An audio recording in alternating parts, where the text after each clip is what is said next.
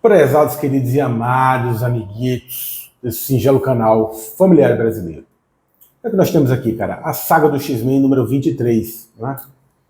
Quem diria que nós chegaríamos a esse momento tão especial na cronologia dos X-Men? Né? Quando tudo começou, não dá pra gente imaginar que são 2 anos, é um pouco mais de 2 anos, tá? Porque abril atrasou bastante e tal. Então não foi todo mês uma edição. Deve ter um mês, sei lá, mês e meio, né? Cada edição dessa. Vamos pôr aí 2 anos e meio, creio eu, né? Talvez eu esteja sendo bastante crítico da Panini. Talvez não tenha atrasado tanto assim. Mas a impressão que deu é que precisaria procurar, né, para saber. O que eu sei é o seguinte, cara, eu me surpreendi quando eu fui ver aqui no sumário que esse material é de 1988, né? Porque eu lembrava de cabeça que a primeira edição da saga do X-Men, que começa com aquela célebre edição que a Kitty Pryde fala Professor Xavier é um babaca, né? É de março de 1983. Né?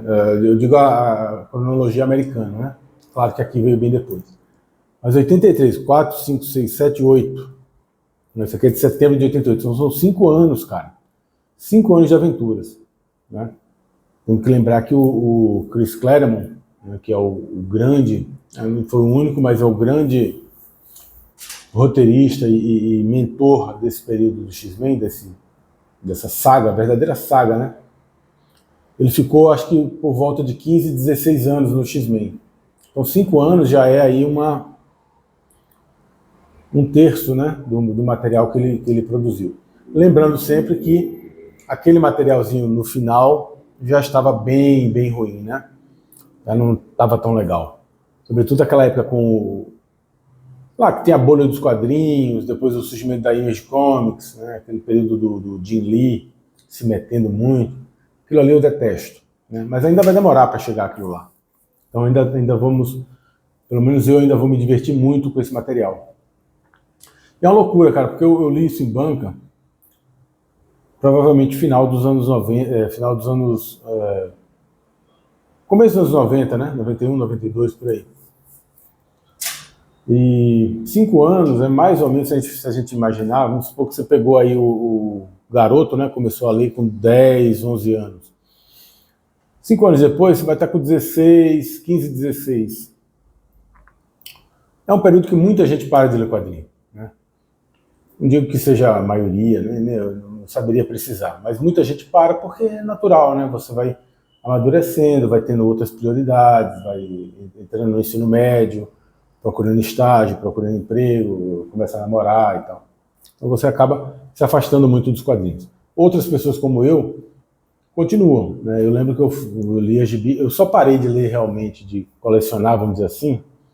Ler eu continuo lendo sempre, né? Mas colecionar gibi de super-herói com o final da editora Abril. Acho que deve ter aí uns 20 e poucos anos que a editora Abril acabou. Aí eu realmente parei, eu já estava, claro, bem desacelerado, né, bem com o pé no freio, mas ainda lia com alguma frequência. Mas aí quando a editora Abril acabou, né, e veio a editora Panini, ficou um tempo, depois veio a Panini substituindo, eu achei que não fazia mais sentido, né, falei, pô, não faz mais sentido para mim. E hoje eu tenho muita alegria de pegar a saga, porque ela resgata para mim, além de ser esse período que eu era garoto, que eu era adolescente, né? Pré-adolescente e depois adolescente. Resgata também esse espírito de todo mês na banca, de comprar um gibi. Sabe, ficar esperando, né? Claro que eu já li esse material, muito desse material eu li. Outras coisas eu não li, por exemplo, a Ministério do Long Shot, que saiu na saga, eu não li. Não tinha lido na época. Algumas edições que a Abril acabou não publicando, eu também não corri atrás para pegar em scan e nada disso. Mas muita coisa eu li. Né? Então ele tem um outro sabor para mim, é um sabor nostálgico, mas é de, sei lá, de resgate com o meu próprio passado, né? Minha própria juventude, né? Então tem é uma outra forma de você apreciar esse material. Claro que quem está lendo agora pela primeira vez, dependendo da idade, vai ter outro sabor, né? Até como demora bastante, cara, demora mais de um mês geralmente, dá até uma agonia, cara. Você, porra, tô a fim de ler mais, né? Por exemplo, terminou aqui, eu tava a fim de ler mais, mas não tem mais para ler. Vai demorar mais, vai demorar pelo menos um mês para chegar. Isso aqui eu já tenho falado isso há alguns meses, né? A gente está sempre falando, se repetindo, que é o começo, né? O início do arco Inferno, né?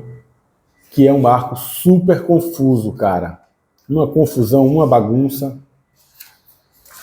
né? E que não me traz muitas recordações saborosas, não. Eu li, gostei e tal, mas não é nada que, sabe, não dá aquele calor no coração, né? Como o Massacre de Mutantes deu, até a Queda de Mutantes também. O Inferno eu tenho uma certa... Eu gosto e tal, mas eu não tenho esse apego todo. Em parte porque é muito confuso.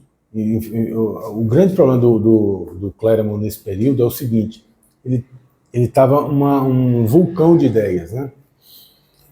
Aqui, só essa edição aqui, ela ilustra bem isso, né? Você vê aqui, a gente tem, primeiro de tudo, uma reciclagem da saga da Ninhada. A saga da Ninhada é comecinho dos anos 80, deve ser 81, 82. Nós estamos falando de 88 aqui. Cara, quando surgiu a saga da Ninhada, eu lembro que eu também acompanhei na banca. Puta, foi maravilhoso. Era Super Aventuras Marvel, não era nem a revista do X-Men ainda. Era Super Aventuras Marvel. Porra, maravilhoso, cara. Maravilhoso, eu adorava aquilo lá. Eu não tinha assistido aquele filme, o Alien, o Oitavo Passageiro, né? Então, para mim, era uma super novidade. Hoje a gente vê que é muito inspirado, né, em Alien, o Oitavo Passageiro.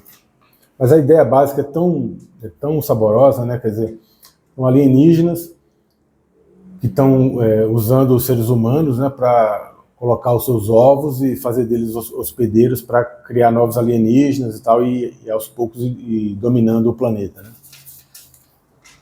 Olha só, muito bem desenhado, hein? Era o Mark Silvestre aqui, né? Mark Silvestre.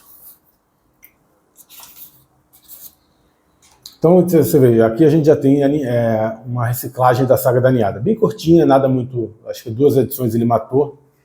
Mas ele já começa a fazer a introdução do que vai virar a ser, né, a saga Inferno. Que é uma coisa muito interessante, porque nesse período isso foi um dos motivos da bagunça, na minha humilde opinião, né, de leitor. Evidentemente ninguém me contou isso, eu suponho.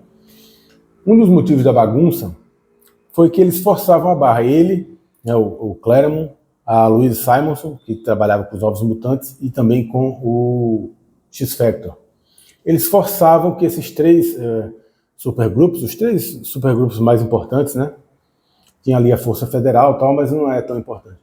Os 3 supergrupos, eles meio que forçavam as histórias a coincidir, né? A fazer uma saga, uma grande saga com os 3 supergrupos mutantes. E aí você meio que força a barra, porque cada equipe estava em estágios diferentes, né? E com problemas e questões diferentes. Por exemplo, a saga Inferno, ela tem muito a ver com a zona do limbo, né? Que é onde a Illyana Rasputin, dos Ovos Mutantes, que é onde ela reinava, né? A dimensão do limbo, chamado. Aí tinha tal esse Sim aí, que é uma espécie de demônio lá do limbo, né? O nome dele é Sim, né? S-Y-N, Sim. Esse demônio aqui, ele meio que ele briga com a Illyana Rasputin para tomar o controle da dimensão lá do limbo. Então seria mais lógico, seria mais razoável se fosse fazer uma saga inferno com esse pessoal do limbo, seria mais lógico que a protagonista, a rainha dos duendes, fosse a própria Illyana Rasputin. Ele já vinha trabalhando com isso. Ela estava se modificando, inclusive fisicamente, né? Estava virando uma espécie de demônio com um rabo, com as patas, né? Com chifre e tudo mais. Então seria razoável que ela fosse a rainha dos duendes. Mas aí não fica ela, fica a Madelyne Pryor, né? Porque de alguma maneira você faz uma ponte entre os Novos Mutantes, porque o Lodge está mexendo lá na dimensão do limbo, onde a Illyana é a soberana, mas também a Madelyne Pryor sendo clone da Jean Grey, né? Com ciúme da Jean Grey, porque ela reconquistou o amor do Ciclope, aí você já intercala com o X-Factor, né? E ela estava como piloto do X-Men, nesse período que eles estão na Austrália. Então você meio que é uma forçada de barra, vamos dizer assim, né? Tinha nada a ver ela ser a rainha dos duendes, mas foi a opção dos caras lá nesse período. Aí fica uma confusão, cara, porque, porra, tinha uma questão com o vírus tecno-orgânico na época lá dos Novos Mutantes, né, nesse mesmo período aqui. Tinha a questão do Senhor Sinistro, né? Ele é o cara que criou o clone da Jean Grey, que vem a ser essa tal dessa Madelyne Pryor.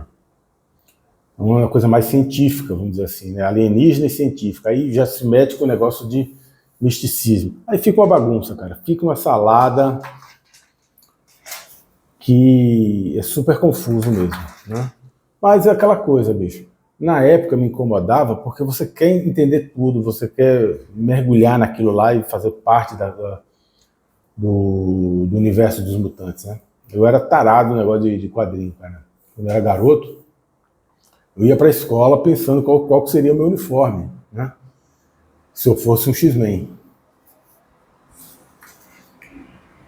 Qual seriam os meus superpoderes também, né?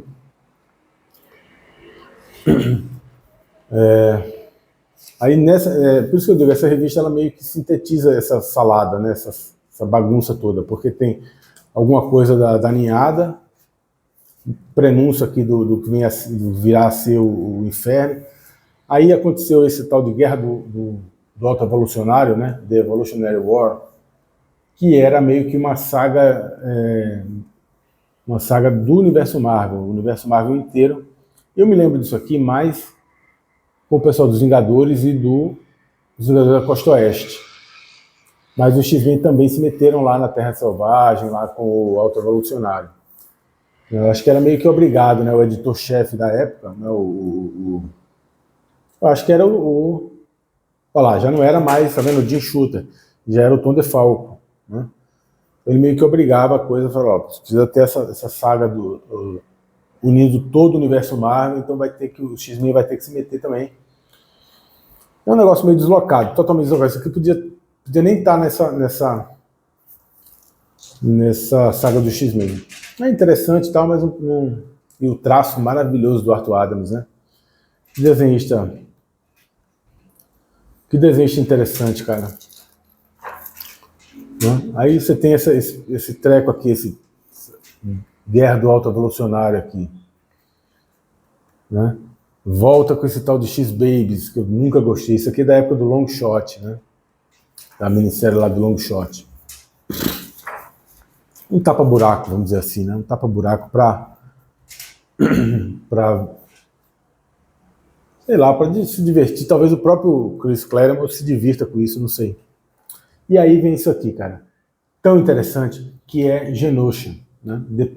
Muito depois, eu não li essa fase, mas muito depois a gente sabe que Genosha foi retrabalhada por outros autores. Né?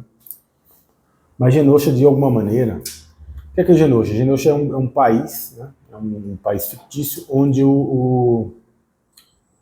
todo o pesadelo, né? Todo o temor dos mutantes serem utilizados como espécie de escravos, né?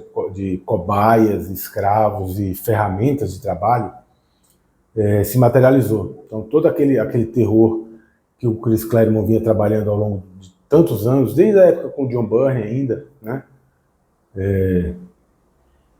lá com o Dia do Futuro Esquecido, tudo isso, meio que se materializa em Genosha.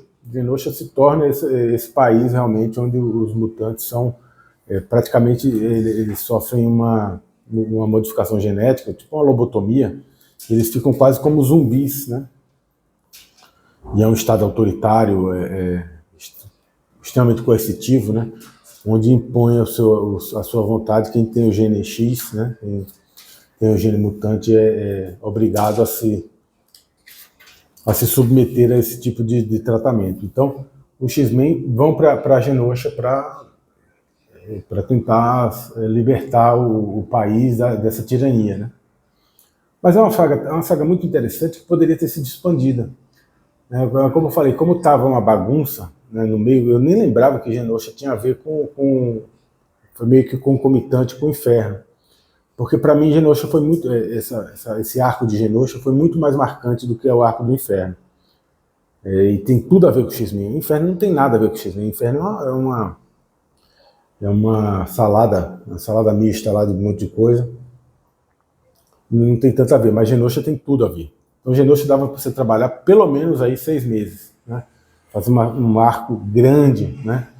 Discutindo mesmo todas essas questões que estão sempre indo e voltando no universo mutante, que é o papel do Estado em função ao cidadão, né, ao indivíduo, os direitos sociais, a questão da liberdade, né, das escolhas que cada um pode fazer. Né, tudo isso, de alguma maneira, poderia ter sido melhor trabalhado em Genosha. Outra coisa que eu achei também que deixou um pouco a desejar foi a construção desse país, né? Porque o que acontece aqui em Genosha, esse arco, ele é trabalhado pelo Rick Leonardi, né? Rick Leonardi depois ficou muito famoso com o Homem-Aranha 299. E lá no Homem-Aranha tem esse mesmo problema. Ele faz os planos muito fechados, né? Ele não desenha tanto a ambientação, né? E para um país, por exemplo, Genosha teoricamente seria um país super desenvolvido, seria uma espécie de Wakanda, né? Vamos dizer assim. Porque com a utilização forçada, né, dos poderes dos mutantes, de certa forma o país fica muito rico, né? O país fica muito próspero. E aí vamos dizer, a geografia mesmo, a paisagem e a arquitetura, teoricamente ele ia refletir, né? Ia refletir essa exuberância toda. Mas ele não desenha isso, né? Isso fica meio que subentendido, né? Aqui nem tanto, que aqui o comecinho rapidamente eles vão para a Austrália, né? Então seria uma espécie de aeroporto australiano, né?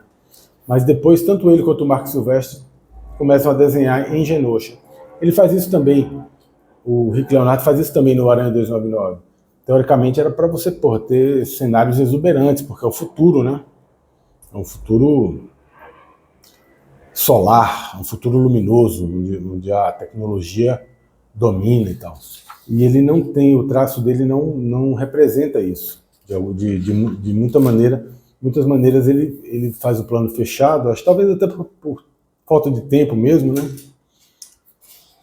Para criar um landscape, né? Para criar uma paisagem bonita, acaba não acontecendo. Tanto ele quanto o próprio Mark Silvestre, que desenha até melhor do que ele, também fica nessa plano muito fechado. Eu acho uma pena, eu gostaria de ver mais de Genosha, né? De conhecer mais o país, vamos dizer assim. Para você ver, por exemplo, aqui, isso aqui já é o Mark Silvestre, né? Olha só, aqui é só insinuado que é um país tecnológico, futurista, né? Que existe arquitetura totalmente diferente e tal. Às custas, logicamente, do sofrimento e do trabalho escravo dos mutantes, né? Aqui, um mutante. Os mutantes são meio lobotomizados, né? Eles são obrigados são praticamente escravos, né? Coitados. Então tudo isso aqui poderia ter sido melhor trabalhado em nesse arco de Genosha, mas ele não tem, eu acho que não tem nem tempo para isso. Como eu falei, a saga do... Olha só, uma coisa muito... lembra muito o Holocausto, né, cara? Que é a gênese, né? É o núcleo duro do X-Men. Ele é muito tributário disso também, desse período. Vamos lembrar que Stan Lee e Jack Kirby criaram o X-Men nesse período um pouco, né? Pós-Segunda Guerra e tal. Então eles foram muito influenciados, certamente, né?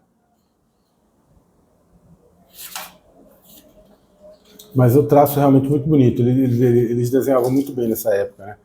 E as cores não atrapalhavam, né, cara? Essas cores digitais de hoje em dia, elas parece que estão duelando com o desenho, né, cara? Parece que o cara que faz a colorização por computador, ele quer ser mais do que o desenhista. Né? A cor não está a serviço do desenho, ela está praticamente se impondo, né? Muito ruim. Mas é aquela coisa que eu te falo, cara, vale muito a pena. É a melhor saga que tem. Eu não acompanho, claro, a saga do universo DC, né? Então não sei como é que é lá. Dizem que a saga do Flash está muito boa, então eu realmente não tenho como falar. Mas para mim, cara, essa saga é uma delícia, né? É uma delícia. Realmente é um prazer você ir na banca, comprar todo mês. Você fica, de certa forma, até ansioso, esperando o mês seguinte para ler o resto da conclusão, né? E geralmente ele termina com um gancho para concluir na edição seguinte, né? Então você fica sempre nessa expectativa, mesmo sendo histórias que você já conhece, que você já viu, né? Eu estava muito preocupado nesse período do Inferno aqui. Eu falei, puta, cara, mas Inferno não é a minha saga favorita, não é o meu arco favorito do X-Men. Muito pelo contrário, é um arco bem indigesto, bem confuso. Eu vou ficar uns 3, 4 números sem esse gostinho, né? Mas dei sorte, cara. Pelo menos aqui, que ainda é muito comecinho, ainda é muito incipiente a questão do Inferno, não tive essa sensação por causa disso que eu falei de Genosha. Provavelmente a edição 24, que vai ser aí, eu acho que vai ser pegar no breu mesmo a saga Inferno, mas vai ter a conclusão de Genosha, então vai ter outro sabor para mim. E por aí vai, vamos levando, até quando não pudermos levar mais, né? Abraços.